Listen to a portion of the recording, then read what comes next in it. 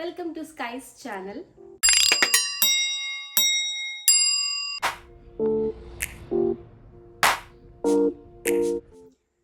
ഏത് പെറ്റ്സ് ആണെന്നുണ്ടെങ്കിലും അതിൻ്റെതായിട്ടുള്ള പ്രോസും കോൺസും കാണും അല്ലേ? അപ്പോൾ ഇന്ന് നമുക്ക് സ്കൈയുടെ പോലെ ഒരു സ്മോൾ ബ്രീഡ് അല്ലെങ്കിൽ പോമറേനിയൻ ബ്രീഡുകൾക്കുള്ള പ്രോസും കോൺസും എന്താണെന്നൊന്ന് നോക്കാം. ആദ്യം തന്നെ നമുക്ക് ഇവരെ കാണുമ്പോൾ തന്നെ മനസ്സിലാവും വളരെ ചെറുതാണ്. ഇവർ മാക്സിമം ഒരു 3 കിലോ വരെയാണ് വെയിറ്റ് വെക്കത്തുള്ളൂ. അതുകൊണ്ട് തന്നെ നമുക്കൊരു ഹാൻഡ് ബാഗിൽ ഇവരെ കൊണ്ട് നടക്കാനായിട്ട് പറ്റും. അപ്പോൾ ഫസ്റ്റത്തെ ഒരു അഡ്വാൻറ്റേജ് എന്താണെന്ന് വെച്ചിട്ടുണ്ടെങ്കിൽ ട്രാവൽ ചെയ്യുമ്പോൾ ഇവരെ കൂടെ കൊണ്ടുപോകാനായിട്ട് ഭയങ്കര ഈസിയാണ്.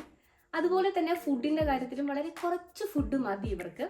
നല്ല ഇൻ്റലിജൻസ് ആണ് ഇവർക്ക് ട്രെയിൻ ചെയ്യിപ്പിക്കുന്നത് ഇഷ്ടമാണ്.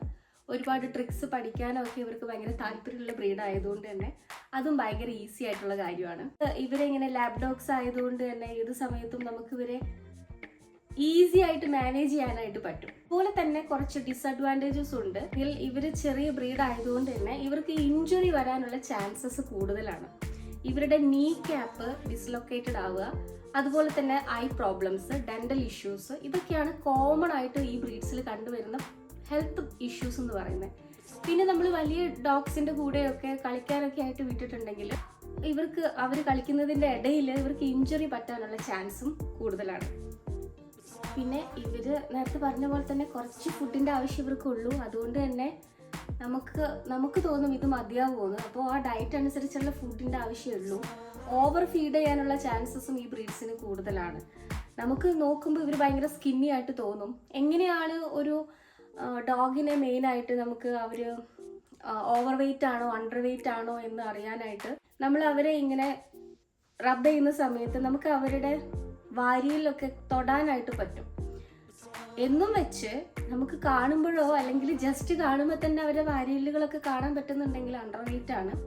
പക്ഷെ കാണുമ്പോൾ ഹെൽത്തി ആണ്. തൊട്ട് കഴിയുമ്പോൾ അത്യാവശ്യം നമുക്ക് എല്ലുകളെല്ലാം തൊടാനായിട്ട് പറ്റുന്നുണ്ടെങ്കിൽ അതൊരു നല്ലൊരു വെയിറ്റിൻ്റെ ലക്ഷണമാണ്. അല്ല നല്ല ഗുണ്ടുമണിയായിട്ട് ഇരിക്കുവാണ്, നമുക്ക് തൊടുമ്പോൾ എല്ലൊന്നും കിട്ടുന്നില്ല, മാംസം തന്നെയാണെന്നുണ്ടെങ്കിലും ഓവർ വെയിറ്റ് ആണെന്ന് മനസ്സിലാക്കുക. പിന്നെ ഇവർ ചെറിയ ബ്രീഡ്സ് ആണെങ്കിലും ഭയങ്കര പേഴ്സണാലിറ്റിയുടെ ഉടമകളാണ്. അതുകൊണ്ട് തന്നെ ഇവർ ട്രെയിൻ ചെയ്യിപ്പിക്കാൻ ഇവർക്ക് ഇഷ്ടമാണെങ്കിലും ചില സമയത്ത് നമ്മൾ എന്ത് പറഞ്ഞാലും ഇവർ മനസ്സിലാവാത്ത പോലെയൊക്കെ ആക്ട് ചെയ്യും. നമുക്ക് അത്യാവശ്യം വേണ്ട ഒരു കാര്യം ക്ഷമയാണ്. നമ്മൾ ചിലപ്പോൾ മടുത്തിട്ട് അല്ല വേണ്ട എന്നൊക്കെ വെക്കാൻ ചാൻസസ് ഉണ്ട്. പക്ഷേ ഇവരുടെ ബ്രീഡിൻ്റെ സ്വഭാവം അങ്ങനെയാണ്. അവർക്ക് തോന്നണം ചില സമയത്ത് ഇവർക്ക് ഇഷ്ടമുള്ള കുറച്ച് ട്രീറ്റ്സ് എല്ലാം നമ്മൾ കരുതണം എന്ന് പറയുന്നത്. നല്ല എനർജറ്റിക് ആയിട്ടുള്ള ഡോഗ്സ് ആണ്. അതുപോലെ തന്നെ ഇവരുടെ മാത്രം ഒരു പ്രത്യേകതയാണ് ഇവരുടെ ശബ്ദം ഭയങ്കര ഇഷ്ടമാണ്. പോമറേനിയൻസ് ഉള്ളവർക്ക് അറിയാം അവർക്ക് കുരയ്ക്കാൻ ഭയങ്കര ഇഷ്ടമാണ്. അതുകൊണ്ട് എപ്പോഴും കുരയ്ക്കാനും എന്തെങ്കിലും കാര്യത്തിനോ ആവശ്യമില്ലാതെയൊക്കെ കുരയ്ക്കാനുള്ള ചാൻസസ് ഉണ്ട്. പക്ഷേ വെൽ ട്രെയിൻഡ് ആണെന്നുണ്ടെങ്കിൽ അത് നമുക്ക് കുറച്ച് കൊണ്ടുവരാനായിട്ട് പറ്റും. പിന്നെ എനിക്ക് തോന്നിയിട്ടുള്ള മെയിൻ ആയിട്ടുള്ള ഒരു പ്രശ്നം എന്താണെന്ന് വെച്ചിട്ടുണ്ടെങ്കിൽ ഇവർ ഡബിൾ ലെയേർഡ് ആണ് ഇവരുടെ രോമം. ഇതിപ്പോൾ അവൻ്റെ വിൻ്റർ കോട്ട് മാത്രമേ വന്നിട്ടുള്ളൂ, ഇനി ഒരു ലെയറും കൂടി വരാനുണ്ട്. അതുകൊണ്ട് തന്നെ ഡെയിലി നമുക്ക് ബ്രഷിങ് ആവശ്യമാണ്. അത് കുറച്ചധികം ക്ഷമ ആവശ്യമായിട്ടുള്ളൊരു പ്രോസസ്സാണ്. കാരണം ഒത്തിരി ഡീപ്പായിട്ട് നമുക്ക് ബ്രഷ് ചെയ്യാൻ പറ്റില്ല, ഒത്തിരി സോഫ്റ്റായിട്ടും ബ്രഷ് ചെയ്യാനായിട്ട് പറ്റില്ല. നമുക്ക് കെട്ടുകൂടാതെ ഏതെങ്കിലും കാരണവശാൽ കെട്ടുകുടുങ്ങിയിട്ടുണ്ടെങ്കിൽ അത് അവർക്ക് വേദന എടുക്കാത്ത രീതിയിൽ മാറ്റാനായിട്ടുള്ള സമയം വേണം. അതുകൊണ്ട് ഒത്തിരി സമയം ചിലവാകാൻ ചാൻസ് ഉള്ള ഒരു പ്രക്രിയയാണ് ഇവരെ ബ്രഷ് ചെയ്യിക്കുക എന്നുള്ളത്. പക്ഷേ ഡെയിലി ഗ്രൂം ചെയ്യിപ്പിക്കണം. അറ്റ്ലീസ്റ്റ് നമ്മൾ ഇവരെ ബ്രഷ് ചെയ്യിപ്പിക്കുക, ചീവി കൊടുക്കുക. അതുപോലെ ഇവരുടെ കണ്ണിൻ്റെ അവിടെയൊക്കെ സ്റ്റെയിൻ വരാൻ ചാൻസ് ഉണ്ട്. കണ്ണീരിൻ്റെ കറ അവിടെ ഇരിക്കും. അപ്പോൾ അത് ഡെയിലി റിമൂവ് ചെയ്ത് കളയുക.